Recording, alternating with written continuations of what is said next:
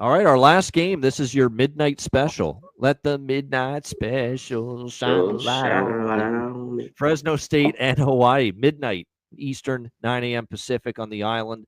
We got Fresno State 3-point road favorites, 47.5 the total in this game. Hawaii, no Mike Alejado the last couple weeks, no problem. They've won the back-to-back week. Now, bad teams, Sam Houston State and Portland State, so don't want to make too much out of it, but Luke Weaver's been solid, filling in for Alejado. We'll see if Alejado is back this week. I'm not 100% sure he will be back for this game for Hawaii. Actually, you know what? Let me see if I can get this updated. Oh, he's back. Yeah, he's missed the last 2 games. Timmy Chang said Michael will start, so he's back for the Hawaii Warriors. Micah Alejado, who of course started the season as the number 1 quarterback for this team. So Alejado back. Of course, he started in the couple of games before that, and he's had so far this season 2 touchdowns, 1 interception for Alejado so far this season. 367 passing yards. We'll see how he fares here. Fresno State, we were, concerned what we saw from Fresno against Kansas, but I like the coach. And what we've seen from them since then has been pretty impressive. Now, again, Georgia Southern, there's no defense, that team. So be careful, with reading too much into that, 42-14. Oregon State hasn't been as good as we thought, 36-27. Southern, 56-7. They did what they were supposed to do. The key for Fresno, this team wants to run the football. And they want to be able to run the football to take pressure off E.J. Warner, the quarterback. And if the team that they're facing can stop the run, then they're going to have a chance to win. And when you look at a Hawaii defense so far this year, the numbers against the run aren't bad. Hawaii's given up 3.8 yards per carry, 122 rushing yards per game, but only 3.8 yards per carry. They've hung in there. So I don't know if it's going to be overwhelming that Fresno's going to be able to move the football. And remember last year, Hawaii at Fresno. Now, Fresno was falling apart at this time, but still, they outgained Fresno big time, and they won 21-20 as 12-point dogs at Fresno. So Hawaii matched up well with Fresno last year. I like Fresno, and I like the coach. I think, like I said, the hire was very good. And it does concern me that, Fresno, against probably the best team they've played so far, Stanford, was, life and death to win that game, and I wasn't impressed with Alejado in that game. So there's a lot of conflicting factors here in this game. I'm not sure I'm betting it at the current number. I think it's in a good spot. I'd lean Fresno. I still think Fresno's a little bit better team at the moment. I'd lean to them, but with Alejado coming back and Hawaii's run defense, the numbers being okay, with Matt Entz, the head coach there at Fresno, they're going to run the football. They want to be ground and pound. Will they be able to have success running the football is the question. That's the whole basis of this game. Fresno runs the football successfully, they're going to win, they're going to cover. If they don't, Hawaii's going to have a chance to win this game. C-Mac, what do you think? Fresno State, Hawaii. I don't know. I think they'll have some success, but they're going to still have to put it in the hands of Warner. I don't trust him. I don't want him. I don't want him on the road. I think this is Hawaii here. This is not an easy spot. Fresno has gone there, some better teams. Games are always pretty tight.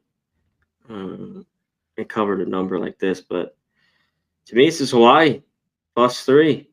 I think this game goes down to the wire. You'd rather have the dog at home than the Bulldog in Fresno State.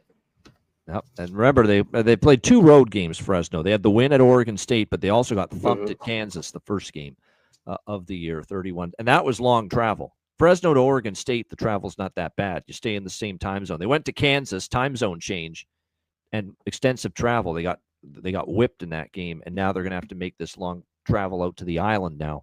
So, yeah, that definitely is something that would be for sure in Hawaii's favor here in this game. Maybe an under here. You're not going to get pace out of Fresno. Mike Alejado coming off an injury. Is he going to be ripping it up?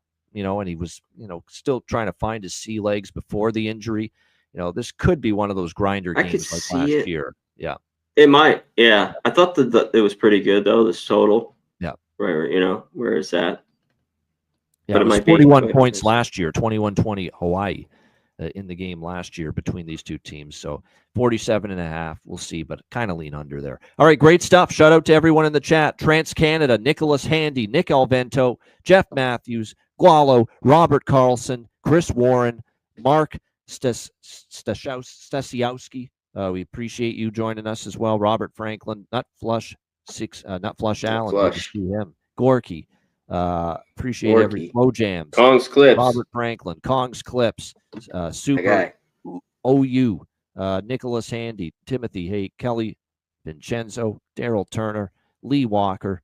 Appreciate everyone joining us here on this edition of the College Football Hitting the Book Show. We'll be back tomorrow on Tuesday with the MLB Hitting the Book Show. We only have 2 weeks left of MLB shows, so it's winding down. We're closing in on 1,000 subscribers. Get the word out. Hitting the Books YouTube channel. We appreciate you helping us out with that. Spread the word, repost it, retweet it. But we are seeing definitely this number of subscribers going up. We appreciate that. Make sure, if you want to send a dono, you can. We're going to have memberships pretty soon for the channel available. So tune into all of that. College football hitting the books every Monday. College basketball, we'll have you covered for that. As once we get the memberships going, we'll do some bonus NFL content, maybe a little bit for you as well. So definitely keep an eye on that. Playoffs, no, Nick, unfortunately, because there's going to be day games in the MLB playoffs, and but we'll see. We might do a little brief, like once we get the memberships up and running, do a brief little 2-minute video type of thing for MLB. Yeah, or like on the Friday if we do NFL, we'll figure it out. Maybe we'll have we might have some. But yeah, the full-length 1-hour MLB shows, those are going to come to an end next Friday. That'll be the last one. Friday, September the 26th, the last show of the regular season. But good stuff. We appreciate everyone joining us. Hit the like button. C-Mac, anything to add before we wrap it up? No. Let's have a glorious week of winning. That's all I ask for. I think we will. I think it's great. Shout out to the chat. Appreciate all you guys in here. Trans-Canada, what's up? The tush push needs to be banned. I agree. The Eagles they had a chance to ban it last year. Didn't happen. It didn't do it for a while. They have it down so well. It's insane, though. The Eagles. The other teams suck at it. Did you see the fucking Vikings? Yeah. He fumbled the snap. I mean, that was he fumbled the snap right on. That exchange on the snap, the quarterback center exchange, but they had a backup center, I think, in at that time because the center got injured for Minnesota. That line showed the Falcons' D line. I'd say is a little bit better, but definitely, it was supposed to be, and they showed it last night. It's a little bit of both, but that Vikings O line's got their left tackle out, like you mentioned. That line is. Oh, yeah, Monday Night Football, since we're talking a little NFL. Yeah, I'm on Houston, and I'm on the over in the Chargers-Raiders game. Those are the two bets for me tonight. Nothing for me. Nothing for you. There you go. All right. I'm not bullish about Houston, but I like the spot. They're off a tough loss on the road against the Rams. Their defense played really well in that game. Now, their offense concerns me. Their O-line stinks. And if they shut down Nico Collins, you shut down Houston. In the passing game, as Stroud relies so much on Collins. But I like the spot. Tampa coming off the win against Atlanta, second straight road game for the Bucs. I think it's a nice little spot for the Texans. I think it could be close, yeah. But I kind of do too. Yeah. The big key is it's just traditionally, dude. How much do you think the Chargers are? Think they're really good because it's. When they play the Raiders at home, it's always usually a tight game, traditionally. So their offense looked great against Kansas City. But they did lose Denzel Perryman to injury, and he's a really good linebacker for the Chargers. So I think. And I like to see more of the Raiders a little bit with Smith and that defense. So I can't wait to watch it. I kind of lean the Raiders, but I don't know if I love it. Reminder, check out my YouTube channel if you want NFL breakdowns every game on the board. Ian Cameron's Football Frenzy, me and Philip Nelson, former quarterback, every week. So make sure you check that out. Check it out. We went 2-0 with best bets, by the way. He had, I think he had Cincinnati team total over, which cashed even though Burrow got injured. Browning with that late touchdown to win the game. That was fucking nuts. Total over. And then I had the New England Patriots as my best bet. I still couldn't believe they were a dog to Miami. Miami's a mess. That's another story. They are a hot mess. Yeah, hot mess. Hot mess. Hot dog this shit. Show is not though. This show is hot, but it's not a mess. the Hitting the Books show. Facts.